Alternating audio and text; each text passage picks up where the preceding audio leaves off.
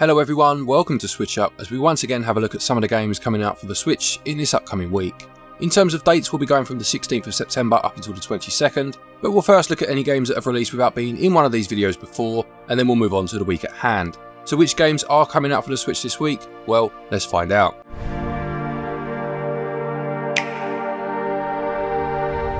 This episode was sponsored by the delightful looking Whisker Waters, which is from developer Underbite Games and publisher Merge Games and releases early in 2024. It's going to be available on Switch, PlayStation 5 and PC, and it's a hybrid RPG featuring fishing cats. The emphasis here is on gameplay that's easy to pick up and play, but really difficult to master. You can create your own cat, giving them their own unique look. But that fishing isn't just an optional activity, it's intrinsic to the gameplay. You have to use a variety of different fishing rods, as well as specific techniques, with each fish having its own unique personality of sorts in terms of how you have to catch it. That's also tied to the quests as well as the progression, but it'll also be used to overcome obstacles within the game world. As I'm sure you've gathered by now, the fishing is also essential for you building good relations with those in the world. Certain fish are going to be essential for certain customizations. So if you're a fan of fishing games, RPGs and cats, well, this one is one to keep your eye on when it launches early 2024. Once again, thanks to Merge for sponsoring this episode. Let's just do a quick edit before we get onto this week's video and mention some of the games that were shadow dropped after the recent Direct. The rest of this video was actually recorded before that happened. So first of all, we have Horizon Chase 2. I was a big fan of the first game, I must say, really enjoyed that, one of my favourite races on the Switch, so it's nice to see this sequel arrive. It includes local and online multiplayer, a playground mode, the World Tour mode, and customization options via the Garage Shop. This one normally sells for £19.99, but it does have 20% off of that price up until the 21st of September, so it may well be a good time to grab it. And the other shadow drop that we'll mention is F-Zero 99. This is free to download for those that have a Nintendo Switch Online membership, and much like Tetris 99 and was it Mario 99 I think it was called before this, it sees you playing against 99 players online in a 4-lap race, with the game being based on the Super Nintendo version of this classic franchise. That's it for the games that are already out from the Nintendo Direct. Please do let us know of any games you are looking forward to though that were announced for a future date, and now we'll get back to the video. So let's look at a game that is already out then, and this is MythForce. This describes itself as a Saturday morning cartoon adventure played as a first-person melee roguelike. It says you can wield legendary weapons and powerful magic to smite hordes of enemies, and you'll have to choose your team wisely, with each hero bringing unique skills to the fight. The art style reminds me very much of Dragon's Lair, the classic arcade game, as well as obviously the 80s Saturday mornings cartoons that they're going for, but unfortunately I have to report that the performance on this is pretty poor. We have already done a video on this if you want the full story. I'll put a link to it in the top right hand corner. Let's move on to the games coming out this week then, and the first is Gloomhaven. This is a digital version of a very popular board game, and I have heard that this electronic version of the game is very good indeed. It's a tactical RPG where you must lead your band of mercenaries through the unforgiving land where every choice is crucial. There are 17 unique mercenaries, each with their own playstyle, a deep and challenging card-based combat system according to the blurb, over 1,000 abilities to combine, 280 unique scenarios divided into separate campaigns, and a branching narrative with lasting consequences. Now for some reason the base version of this game doesn't have a price on the eShop yet, unfortunately. If that has changed between recording and making the video, obviously it will be on the bottom of the screen, but there are 2 bundles available, one being the Mercenaries edition, which comes with the Mercenary Challenges DLC and will sell for £35.99, and there's the Gold edition that comes with that DLC I just mentioned, as well as the Jaws of the Lion. That sells for £44.99. Both of those do have a pre-order discount of 10%, and hopefully the base game will have a price on there by now. This releases on the 18th.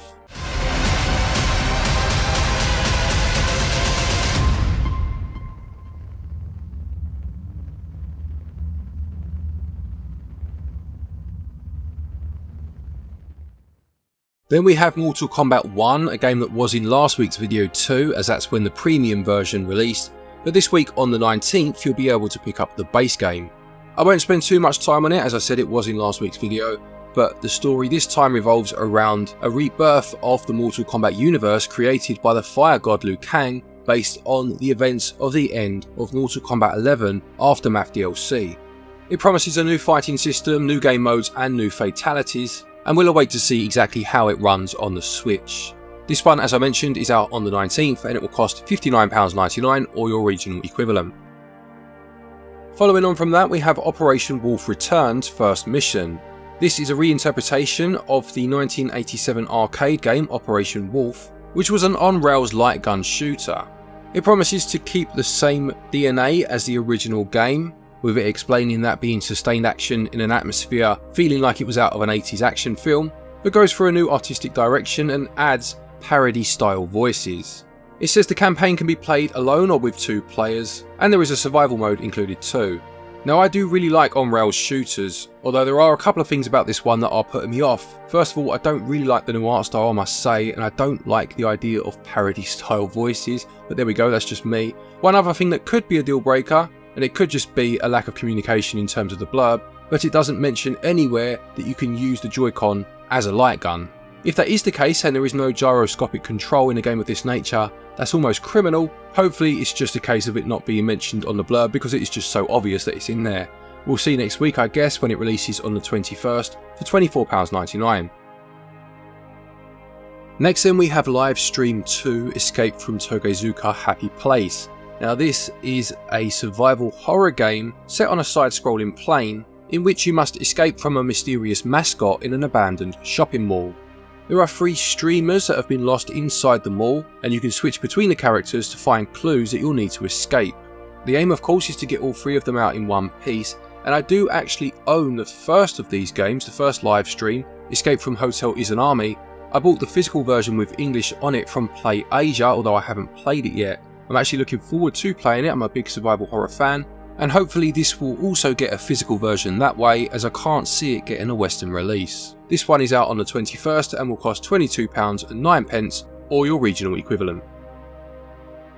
Also this week we have Cyber Citizen Shockman 2 A New Menace. This game first released back in 1992, and you'll be playing as bionic heroes Arnold and Sonia on their mission to defend the world from an alien invasion. You must jump, fly and blast your way through levels of robotic alien baddies, taking down epic bosses and saving your allies from the clutches of evil according to the blurb. There is a 2-player co-op mode included, so you can play along with a friend, and this is the second of these games to release on the Switch. As the title implies, it is a sequel of course, and the first game is also available, releasing a few months back I seem to remember. This is selling for just £5.99 and releases on the 21st.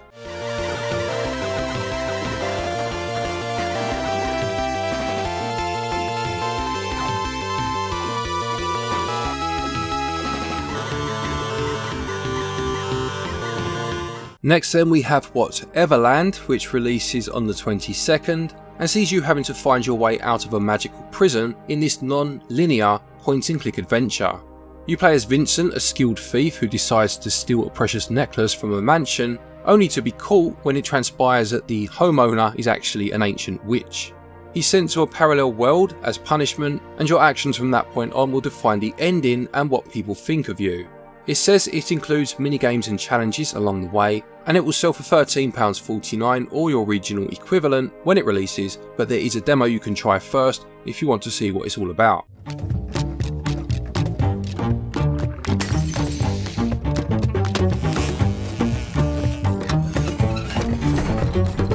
Congratulations, you got the spell.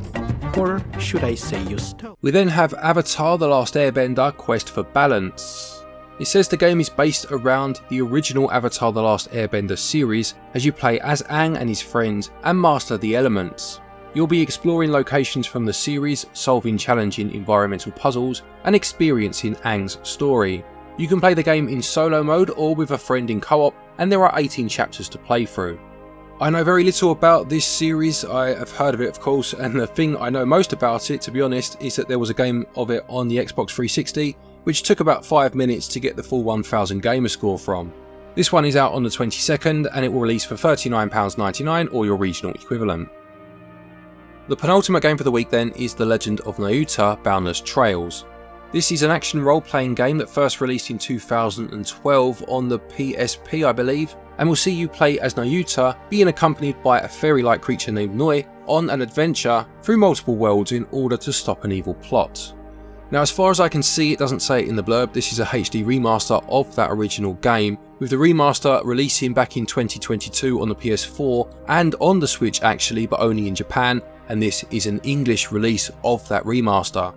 It's going to sell for £35.99 or your regional equivalent if you are interested, and it releases on the 22nd. Stop right there!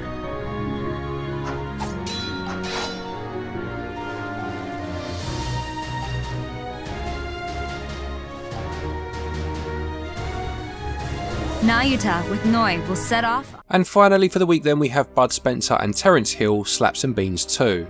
This is a side-scrolling beat-em-up based on the actors Bud Spencer and Terence Hill, a very famous Italian duo that made a series of comedies and spaghetti westerns back in the 60s all the way through to the 80s really, but mainly during the 1970s, and were very popular in some countries. Their popularity didn't seem to reach England quite so much, certainly not where I grew up anyway, so I don't really know them for their movies, but I can say that I did play the first game in this series and it was a great deal of fun. As I said, it's a beat 'em up and you can play in couch co-op if you wish, and in the first game the levels were based around some of the duo's films. It doesn't explicitly say if that is the case here, just saying there is a new story, but there are a host of minigames included, again like the first game, which were quite strange in some respects. Hopefully this is as good as the first game, which was a very pleasant surprise, and even if you don't know the characters, it was good enough in its own right to be worth picking up. It will sell for £17.99 and releases on the 22nd.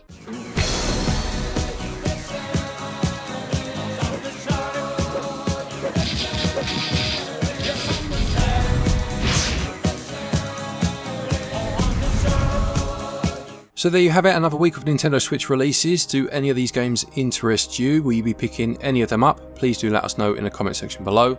Another thank you to Merge Games for sponsoring this video. Please do check out their newest game. There will be links in the top comment.